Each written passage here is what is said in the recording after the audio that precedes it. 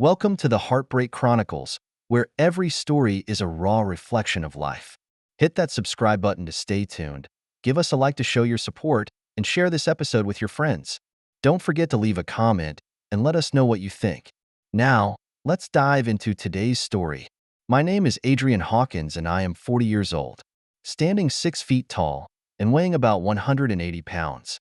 I have dark hair that looks a little rugged because I spend a lot of time outdoors. I work out regularly at the health club and stay in good shape. I would venture to say that most men think I'm in great shape, and no woman would be turned off by my appearance. I am a freelance engineer specializing in the design of earthquake-resistant buildings. I don't want to toot my own horn, but I do excel in this field and am highly sought after throughout the Pacific Rim. As a result, I travel for about a week every month. My wife, Sophia, is 43 years old. Sophia isn't just pretty. She could totally be a model if she wanted to. She looks amazing and has a body that always catches everyone's eye, male and female. Well, for those who want to know the exact numbers, her circumference is 36C-24-35. We don't have kids. A year ago, I went to Tokyo for a week on business. I left LA around 1 p.m. on Saturday and arrived in Tokyo around 4 p.m. on Sunday. While the actual flight time is only about 11 hours, the international date line can be confusing for those not used to it. However, I've gotten used to the change in time difference between the west coast of the US and most of Asia. My work went well that week and I was able to get back to LA over the weekend as planned. I called my wife Sophia and told her that I would be leaving Tokyo at 5 p.m. on Friday. I said, "Honey, I expect to arrive in Los Angeles at 11:10 a.m. on Saturday. I really miss you and can't wait to see you." She asked me, "About what time do you think you'll be home?" I replied, "When I finish picking up my bags and driving home, probably around 1 p.m., maybe a little later." She said, "Great. I can't wait for you to come back. I love you." It warmed my heart and I said, "I love you too, baby." Then we said goodbye to each other. As I said before, I am a freelance seismic building design engineer. I make a pretty good monthly income, but as part of the cost of my services, I have been charging a small percentage of the monthly rental value of each building I have consulted on. And as I said, I'm very good in this field and have been very busy for the last 8 years, with combined rents for all the buildings exceeding $5 million a year. Sophia knows how much we earn, but she doesn't care much about money. We only spend a small percentage of our rental income unless there is a large purchase such as a vacation home, car, or special items such as jewelry and artwork. We donate a significant amount to charity and invest the rest. Sophia basically goes with the flow on our investments, so I make almost all the decisions. I did try to keep her informed though, so she wouldn't be completely in the dark. One of our investments is in 3 health club franchises in the Los Angeles area. Sophia doesn't need to work, so she chooses not to. She is involved in several charity events each week and also does some fundraising for a nationally recognized hospital. She also spends a considerable amount of time at the health club to stay in shape. Her week is usually busy. She is involved in a lot of activities, and she enjoys spending time with me. Occasionally, she travels with me on business. Okay, back to business. I arrived in Los Angeles as scheduled at 11:10 a.m. on Friday. That's right. I arrived 6 hours ahead of my departure time. It sounds strange, even a little funny, but it is. You have to remember the international date line and this happens. Another example is that if you are flying from Detroit to Chicago, you may also arrive before you leave because the flight time is less than an hour and the time difference is 1 hour. This has nothing to do with the international date line, but should help you understand how I was able to get from Tokyo to Los Angeles so early. From Detroit to Chicago, you win the clock. From Tokyo to Los Angeles, you win the calendar. I called home as soon as I arrived to let Sophia know I was on time, but she wasn't home. I left a message on the phone message machine and then went to baggage claim to pick up my bags. The luggage took longer than usual to come out, so I waited there. As soon as I got my luggage, I took the shuttle bus to pick up my car. I knew Sophia wasn't home, so I decided to go ahead and take care of some paperwork at the office so I wouldn't be too busy next week. I got home a little after 5 p.m. Sophia's BMW was parked in the garage. The problem is, I have a Ford F-150 pickup truck parked in a parking spot in my garage. I parked behind Sophia's car in the driveway, walked into the garage, and closed the door. I looked around the pickup truck to see if I could tell whose car it was. I saw a health club paycheck on my seat and noticed the name on it. It's Logan Williams. I immediately felt a sick feeling in my stomach. Logan is the model of the perfect male. He's our club's personal trainer, and aside from his facial features, he could be Arnold Schwarzenegger's twin brother at age 30. No, I'm not saying he looks like Danny DeVito. Logan is about 6 feet 4 inches tall and probably weighs 230 pounds without an ounce of excess fat. His body was flawless. The feeling in the pit of my stomach got worse as I thought about these facts. I walked into the house and couldn't see Sophia, so I knew she must be upstairs. I'm feeling worse and worse. I decided to proceed with caution and see what was going on. I tiptoed up the stairs and down the hallway toward our bedroom. As I got closer to the door, I heard talking and moaning. Now I'm feeling beyond uncomfortable. I'm practically throwing up. The love of my life, my dear wife, my confidant, the love of my life is making love to Logan. Apparently, Sophia made the mistake of thinking I was coming home at 11:10 a.m. on a Saturday. She must have forgotten that the international date line messes with the calendar. She must have thought she had the whole night with Logan before letting him go in the morning. She thought wrong. I'll just stand there. I can't move. I stood in the hallway and listened outside our room. I listened to the sounds of their sexual behavior and their conversations. I turned inside out. My anger grew every second, but I continued to listen. "Oh, Logan, you fuck me so good," she growled lowly. I could hear him slapping her, but I wasn't sure if he was fucking her from behind or face to face. I just knew he was fucking her hard because I could hear her moaning every time I heard him hit her. "Who gives you the best cock, bitch?" he asked. "Oh, God, Logan, you're absolutely the best cock I've ever tasted," she replied. "My favorite time to get fucked by you is when Adrian is on a business trip. Better than that loser husband of yours, eh?" he pursued. "Adrian's no wimp, Logan, but you do fuck better than he does," she replied. "Now shut up and fuck me hard and fast." If someone had taken my blood pressure back then, it would have blown through the upper limit of the sphygmomanometer. I turned inside out. I was furious. I was both hurt and disappointed, but at the same time I was like a steam engine ready to explode. I screamed, "You assholes!" I stormed into the room. There they were, Logan fucking my wife from behind, both with their backs to me. They were startled when I entered the room, both of them staring at me with shocked expressions. "Get off my wife, you lowly bastard," I yelled. "Get out of my house right now, you cocksucking scum. Get out." Sophia started screaming and crying and I told her, "I'll deal with you later, you fucking slut." "Now get the hell out of here, Logan," I shouted again. With that, I grabbed him and started shoving him. This is a big mistake.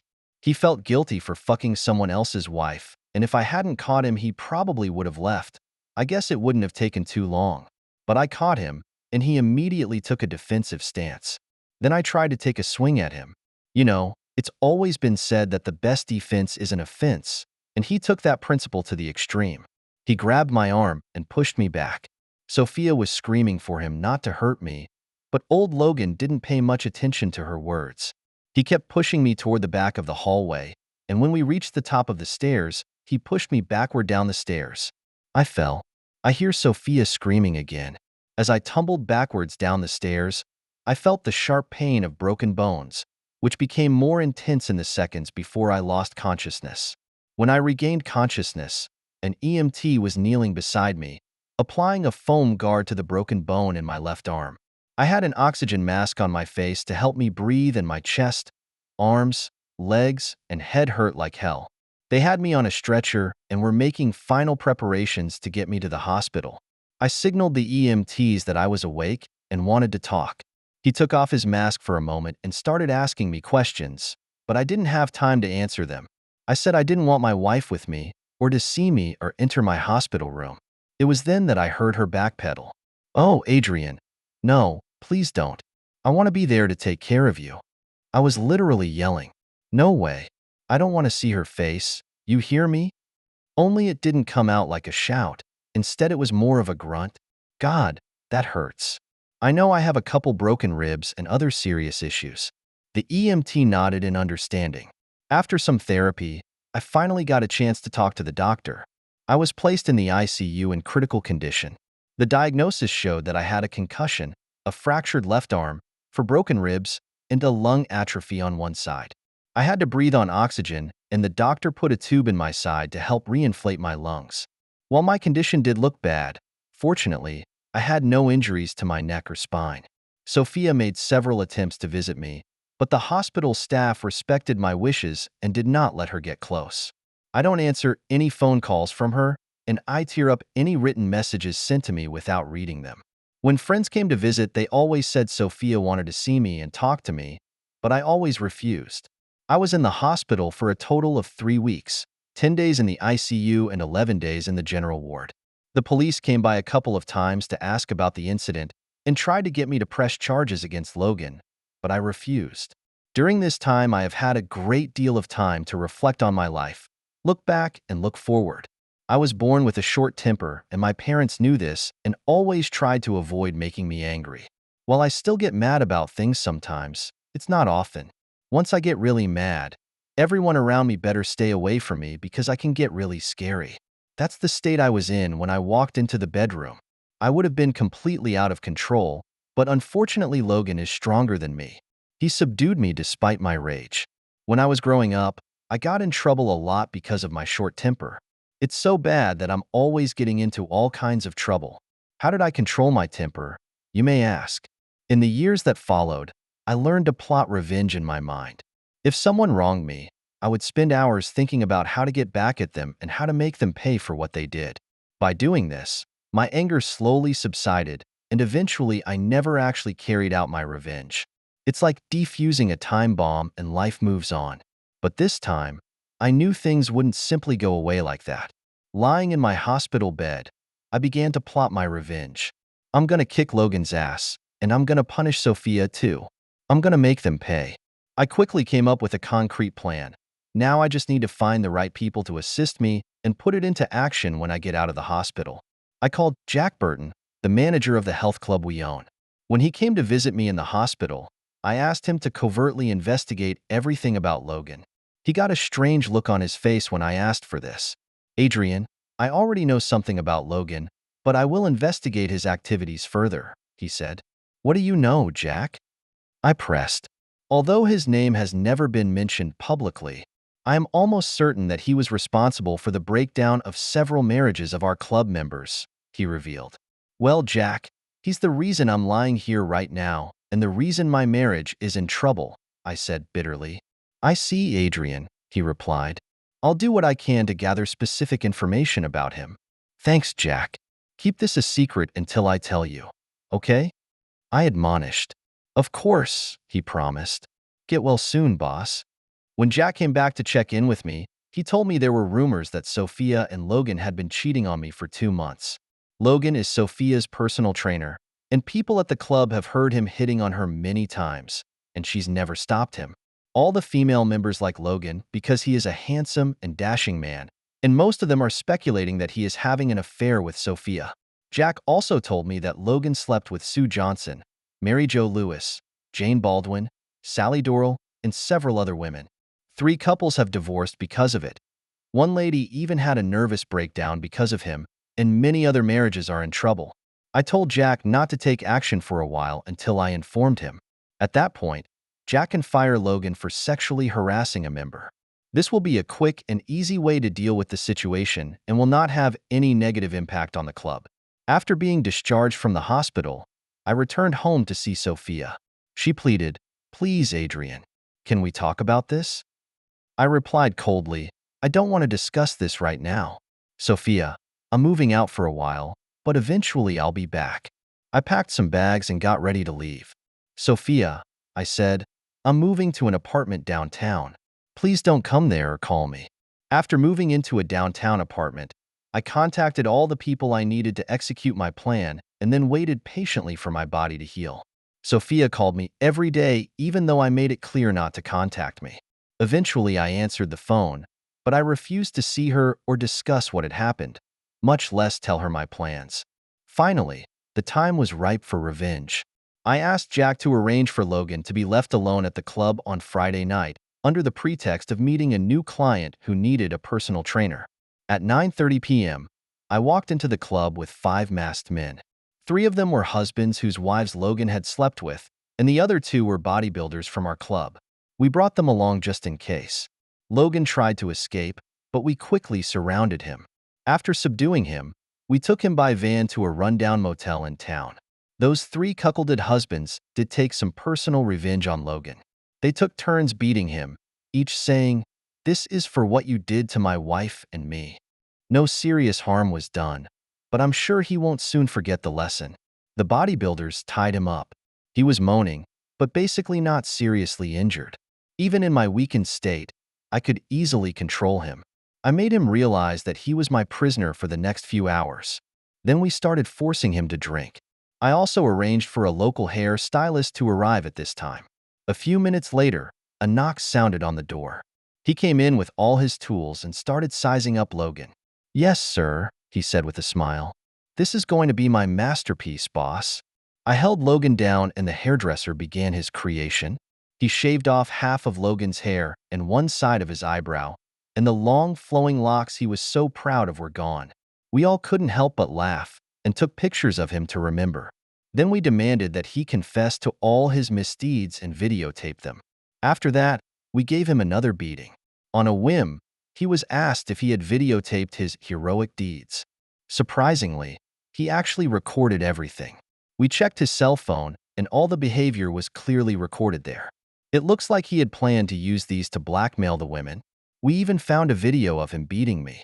When we found this out, we beat him up hard again. By the time we're done, I'm pretty sure he won't have the face to show it off in front of people anytime soon. We tied him up in his room and left the hotel. About 10 a.m., when we were long gone, I called the hotel manager. "I left a tied-up asshole in room 17. You'd better go release him." With that, I hung up. A day later, Logan filed a lawsuit against me and several other husbands. But it only took a few phone calls from some special people to get him to drop the charges. He was expelled from the club, and his details were sent to most health clubs and gyms across the industry. I'd like to see where else he can get a job.